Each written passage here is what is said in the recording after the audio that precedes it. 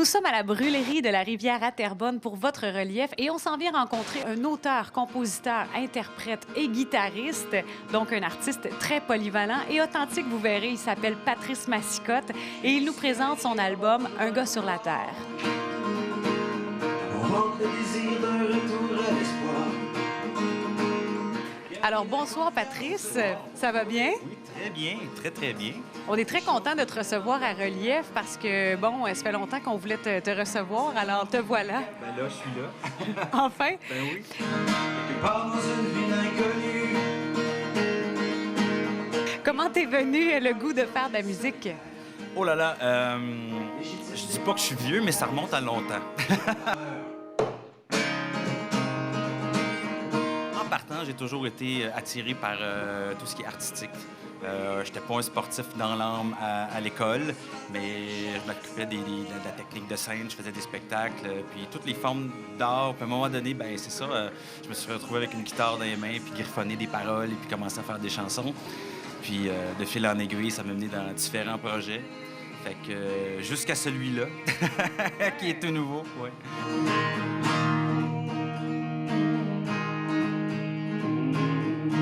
Est-ce qu'il y a des membres de ta famille qui faisaient de la musique? Dans ma famille, il y avait un oncle qui jouait de la guitare. Lui, d'ailleurs, c'est lui qui m'avait montré mes premiers accords.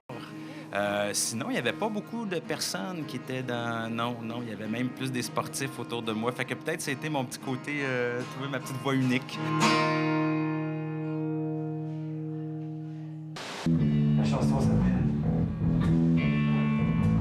Toi, toi, de plus fort. C'est le 23 novembre dernier que tu as lancé ton album. Comment ça s'est passé, le lancement? C'était où et... Ça s'est très bien passé. La date est mémorable parce que c'était la seule journée à date qu'on avait eu de la neige. Oui, d'ailleurs, j'ai regardé ça le matin. J'ai dit, aïe, pourquoi aujourd'hui? Mais on a fait ça au Quai des Brumes, à Montréal. Ça s'est très bien passé. La salle était pleine. Nous, on était en feu. C'est là qu'on a lancé l'album. Oui, puis on était bien contents. Tu portes un regard conscient sur la vie en général. Moi, je voulais te demander aujourd'hui, est-ce que tu prends ta vie pour acquis?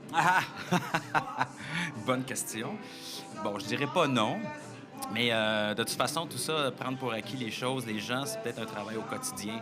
Il y a un concept dans l'album qui tourne autour de ça, oui, t'as vu juste. C'était pas voulu au départ. Les chansons, on les a créées, on les a mis là. Puis avec le recul, à un moment donné, on s'est rendu compte que justement, c'est un regard plus d'observateur qui, oui, surtout de ces petites choses-là qu'on prend pour acquis, les gens qu'on prend pour acquis autour. Pour pas se rencontrer. Se poser des questions, des fois, c'est pas un album moralisateur non plus. C'est un album plein de plaisir. Mais c'est parce qu'on se dit des fois, se poser des questions, ça sonne un peu crise existentielle. Mais non, juste se poser des questions, ça fait juste être vivant. Pour pas se rencontrer. Devenir des Est-ce qu'on peut en parler de tes chansons? Ouais. Est-ce que t'en as-tu une préférée? Bon, là, je vais avoir l'air vendeur. Je les aime tous. Se retrouver dans un café. On était très contents du résultat puis de l'ensemble. Il n'y a pas une chanson qui a été mise là parce qu'on avait à boucher des trous. Si on y va, tiens, le chanson par chanson. Dans un café avec souvent les situations de couple qui... le temps passe, on ne sait plus trop où est-ce qu'on est rendu, puis qu'on se dit, tu sais, regarde, si on allait ailleurs, puis qu'on prenait un temps pour nous. Qu'est-ce que tu veux dans ton café? Autre que la crème du sucre. Que nos regards posés sur nous. Fragile, mais plus fort que tout. Pauvre diable, je la tournais en spectacle, j'avais aussi déjà fait un autre enregistrement. On avait envie de faire une version nouvelle. Une vieille légende à te raconter. Ça parle un peu de les contes et légendes et le personnage du diable, qui, en fait, toute la tradition littéraire, où est-ce qu'on est rendu aujourd'hui avec l'ère du web et tout ça. Dans le fond, c'est un petit peu un parallèle avec notre héritage plus le moment présent. Puis, quand il est venu le temps de faire la chanson, quand on a fait la nouvelle version, on s'est dit, ça serait le fun d'avoir un collaborateur qui viendrait faire le rôle du diable, un comédien, puis on a commencé à trouver des noms. Puis en fait, on n'a pas cherché longtemps et le nom de Yves Lambert. Monsieur Lambert nous est apparu, puis on l'a contacté et est venu faire le personnage du diable. J'ai eu la chance de faire un beau petit duo avec lui. Pour que tous ces mâcheurs de gomme reviennent croquer dans ma pomme. Yves Lambert, qui est un ex-membre de la Bottine Souriante, pour les gens qui ne le connaissent pas, il est extraordinaire. Dans le fond, vous avez eu de la chance d'avoir ce collaborateur-là. Est-ce que vous le connaissiez personnellement? Yannick Daunet avait déjà, je pense, fait des projets avec lui. Mais oui, tu dis un personnage... comme personnage et comme personne aussi. On a fait ça sur un avant-midi, ses voix, puis c'était un monsieur très généreux. C'était un beau plaisir. Il a l'air d'un gars de party. Oui.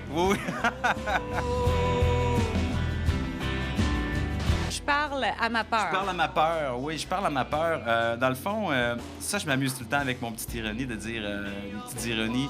On est dans l'ère des communications, mais est-ce qu'on communique vraiment? Oui, on chatte beaucoup, mais est-ce qu'on a-t-il encore, par exemple, quand on vient le temps de dire quelque chose à quelqu'un, est-ce qu'on dit les vraies choses? On est capable de se dire les choses, même si on a un clavier entre les deux. C'est un petit regard. J'ai mis en situation deux personnages là-dedans. On pose un petit peu une scène comme ça. Parle à ma peur qui m'empêche de bondir. L'effet du soir, petite chanson acoustique qui dit... dans le fond, c'est un petit peu naïf, cette chanson-là. Quand on se retrouve le soir toute seule, puis que là, on enlève notre pudeur, puis qu'on se dit nos vraies choses, mais à nous, cette fois-là. Ouais, c'est un peu une chanson monologue. Je m'envole parmi mes échos. Haut-parleur. Ouais, Haut-parleur, qui est ma petite chanson chiolage, on va dire comme ça. Je la présente comme ça aussi en spectacle. En fait... je dis chiolage sans accuser. C'est juste que des fois, dans certains médias, à la radio, entre autres, je me dis... souvent, on entend des animateurs qui chiolent en ondes ou sur des trucs. Et des fois, même être dur. Et puis, mais sans avoir nécessairement... tu sais, on dit tout le temps, lui, il n'a pas la langue dans sa poche, tu sais. Mais oui, mais il dit quoi, au fond? Où est-ce qu'il est le regard militant de ça? Où est-ce que sont les vraies actions? Rien à gagner, rien à construire. Pourtant, ton rôle est important. Ben, tu fais un peu comme ta montée de lait sur les gens qui en font. Oui. J'ai essayé d'être constructif. Non, mais c'est correct. Non, mais je comprends ce que tu veux dire, le point. C'est vrai qu'il y a des animateurs, des fois, qui sont peut-être pas nécessairement concernés dans ce qu'ils vont dire, puis qui vont peut-être poser un regard qui n'est pas tout à fait objectif. Oui. Puis je pense qu'avoir un micro, c'est un privilège. Puis dire, tu sais, puis il y a tellement de choses à parler de gestes à poser, puis qui passent par les gens qui ont qui sont en ondes, puis qui ont des grandes écoutes. Je t'entends. C'est mon nom et ma face qui est sur la pochette et qui circule. Mais en fait, ça a été tellement un travail d'équipe. Je pense en partant avec Yannick Daunet, qui était réalisateur, preneur de son et mixeur, qui a pris des risques avec moi. Parce qu'on a fait un album à notre goût, dans ce sens qu'on s'est dit, est-ce que c'est un son à la mode? Est-ce qu'on prenait des risques sans studio sur certains trucs? On se regardait, on dit, ouais, OK, on y va avec ça.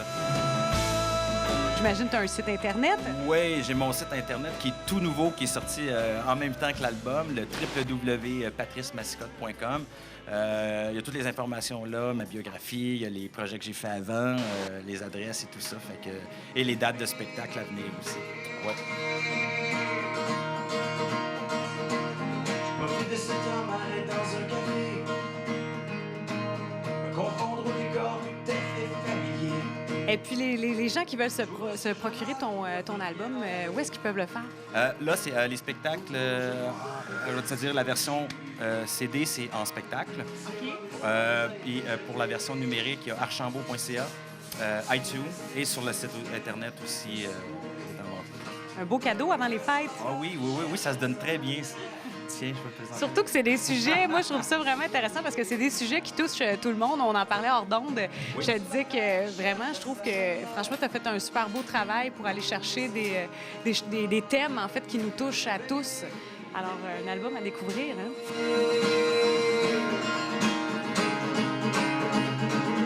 Pour en savoir savoir plus sur notre artiste relief de la semaine, Patrice Massicotte, vous pouvez consulter son site Internet au www.patricemassicotte.com et également son MySpace.